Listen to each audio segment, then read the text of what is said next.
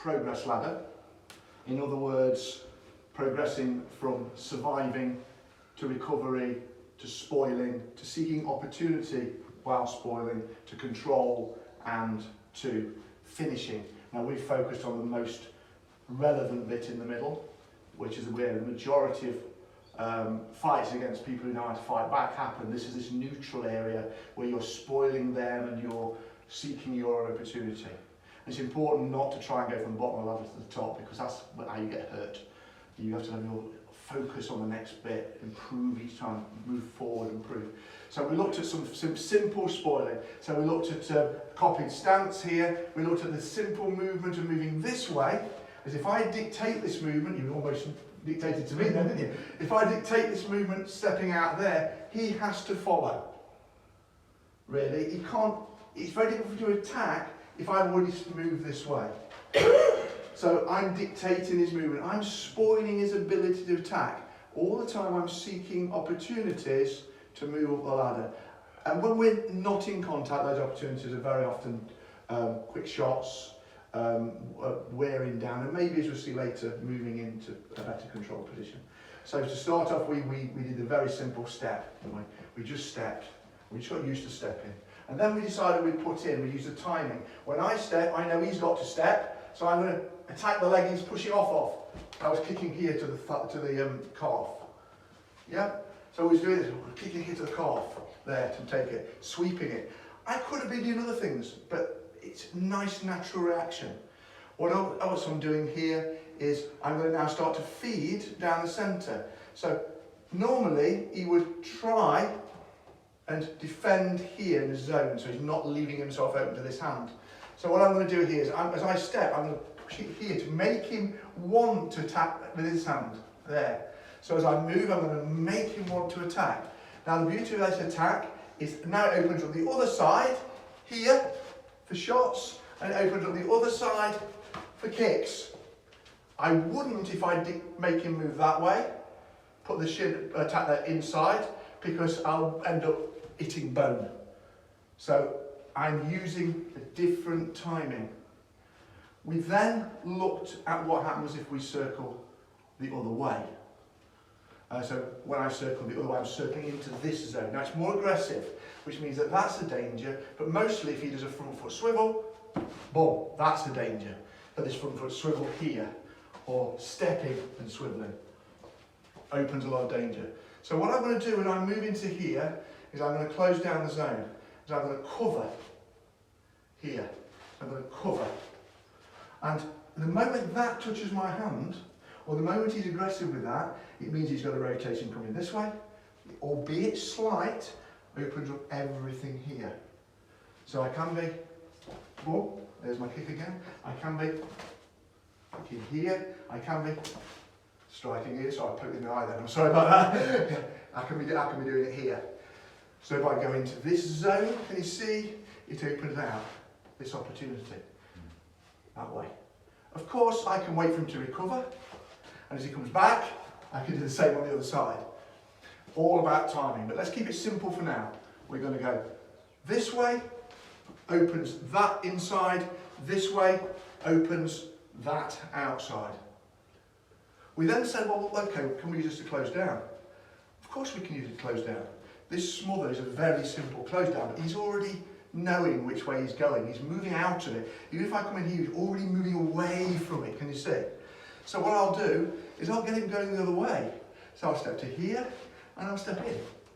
Now I've got the control, starting to get the control to hit him. I've smothered him, I've spoiled him, and I've now got the opportunity to do what I do, which is my Wing Chun. I'm very close. We mentioned that you can use little steps as we're going around in the directions. We're going this way, we can use a nice little T-step. But this is all about playing with the brain, all about playing with the brain again. And it's more akin to free striking than Wing Chun. If I'm too aggressive in my close down, I'll evoke a reaction. If I'm circling this way, here, and all of a sudden I change, not so much of a reaction. If I go this way and I go, ah, covers up. So I'll circle, I'll move, and I do also closing down that way. So we'll go one way to go the other. Now, one way to go the other can also open up shots on this side. So I'm going this way, I go here, there's a shot, can you see it there?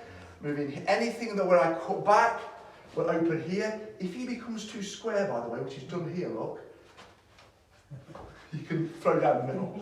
So you have to be a little bit careful to making sure that you're controlling this angle. I'm into position and closing down. We've also did Southpaw 101 or the mirroring, which is here. Again, how to spoil this, we're neutral. All of a sudden, to spoil it, look, hand slightly above, to the outside, foot to the outside, just a little bit. So I'm here. So anything that comes through comes down this angle. It opens up all this opportunity for me to kick. Just conscious of that. It opens all this opportunity to kick. It opens all this opportunity to grapple. It opens up all the opportunity to strike off it. But the beauty is that every time he's spoiling what he's doing. And he's allowing me opportunity. Even if I'm only two out of three, I've got this. I will exaggerate, I'll put that there. Because if he opens out and puts it on the outside of me, I'll attack it, because I know as he's opening out where he's going. And if he doesn't, here, I start to guide him through again. And that is the same thing. Remember, gentle is sometimes better. Again, if I literally go, I get the reaction. Sometimes this would be, and here I am in his face. Okay, the last bit of what we did, of the first half, which we kind of ran over a little bit, was to remove the neck clinch, if we recall. So if you've got a neck clinch here, there are three things we can consider. The first thing is, there are lots of ways of doing this. These are just three examples. Remember, we're spoiling what he's doing. So the first thing I do, I'm just going to move around here so the camera can see it, is I'm going to be controlling here in our steering wheel. And what I'm going to do is I'm going to slightly push at that, which is going to cause a bit of a rotation. And I'm going to just literally put my hand around the outside. I'm going to put my hand around the outside there, and I'm going to just grab this little bit here while I've got this position on, and I'm going to literally change my feet, and I'm going to bring it towards my bicep. Can you see how that's now made mine useful and his not useful? So as he comes in, literally push here.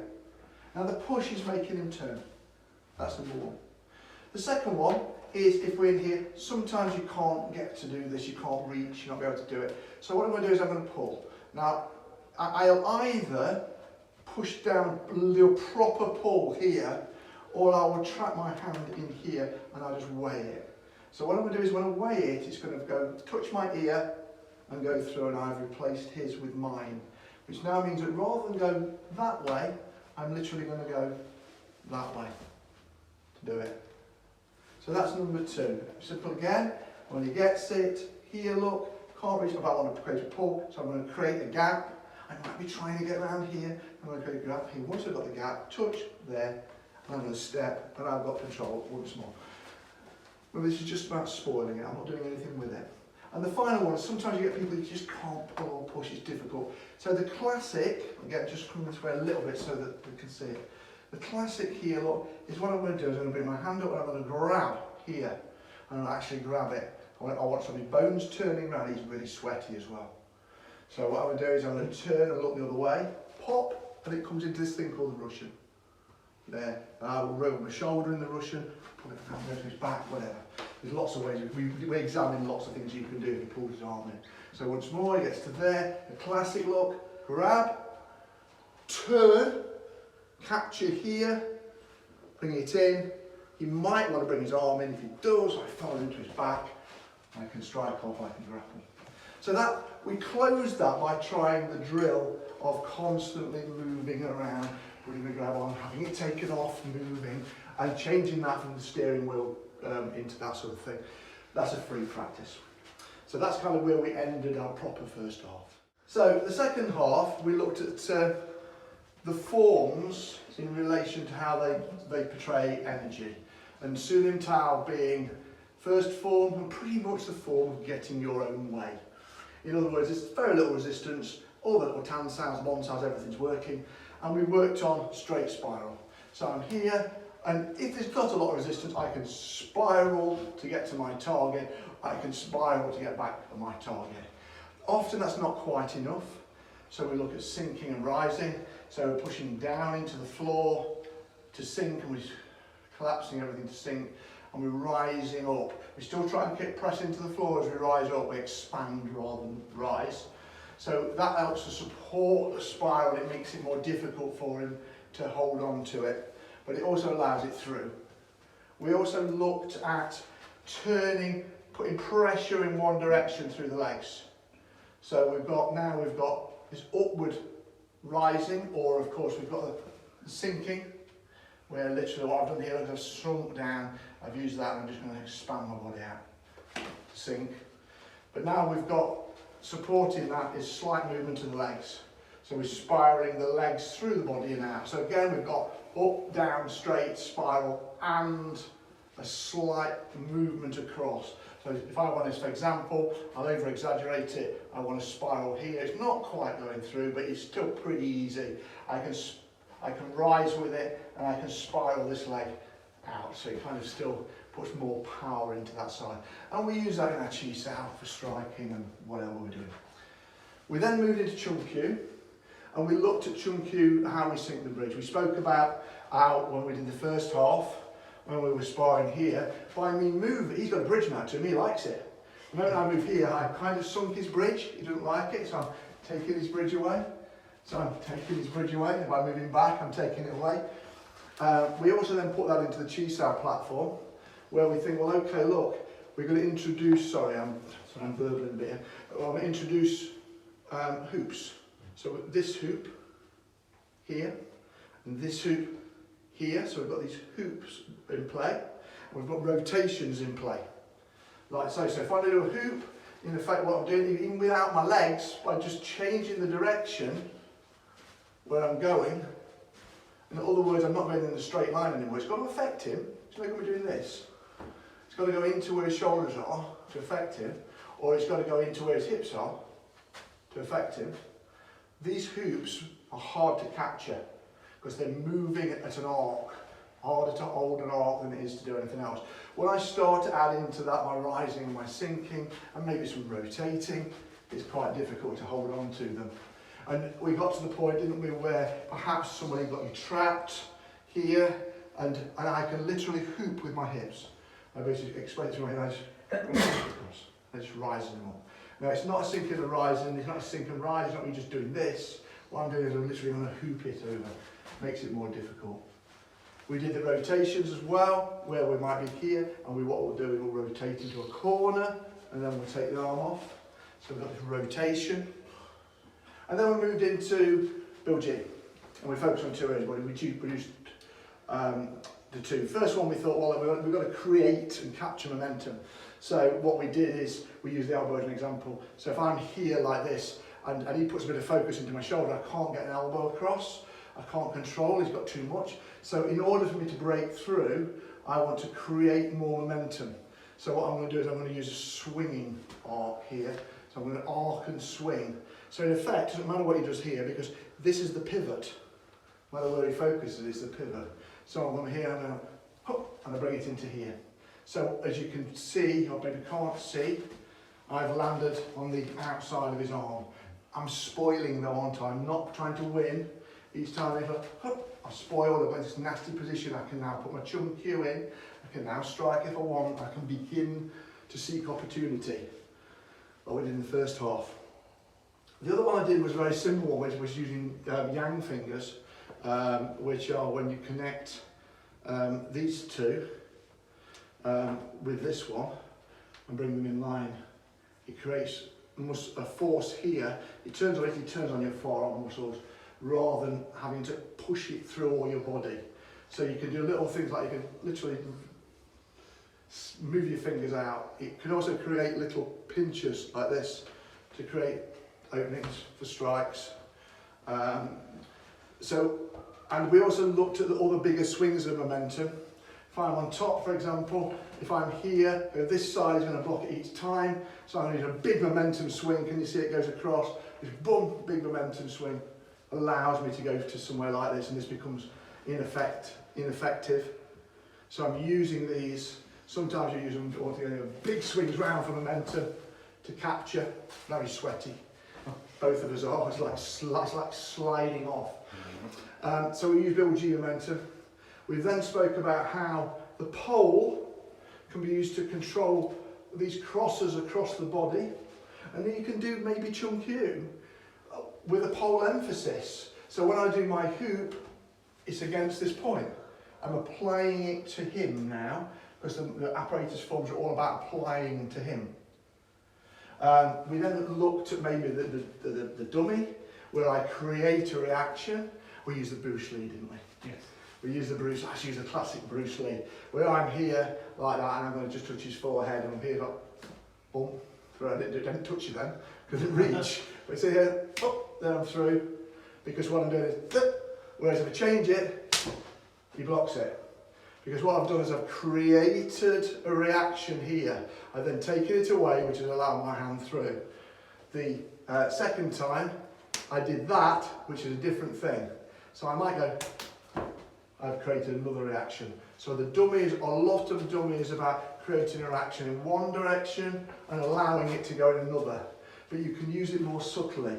You can use it for little things here, where literally I stiffen. If I stiffen here, and there's a shot. But I only got that shot in because I stiffened his arm there. I've created a reaction. If you've seen that already, there's my shot. These are little tricks. Now, they're not tricks that are necessarily going to win you a fight, but they are tricks that might get you a position, might get you to spoil easier. From here, all of a sudden I go, there's my position, I'm back in. I'm back to tunnel rather than anything else. Finally, we looked at the knives, and we looked at anti-spiral, which is like ghost hand. So rather than spiraling into it, I'm spiraling away from it. So it's a release thing. So from here, it allows me to release things like the yin punch, and then you start to play catch up with shots. So it's like this one goes in, it's like, oh, there's my shot already. Start to catch up with that shot, there's a shot already. And then we get into how a lot of people demo chi sao, or they'll say, what do you do now? Well, I'll do this. But you do it in real time. So you're going to say, win it now. There. Because, sorry, they cut your ear then, because what I've done there is I've bounced off something with little energy, and to allow me to capture the next thing, and I'm literally flying through the gears. Yeah?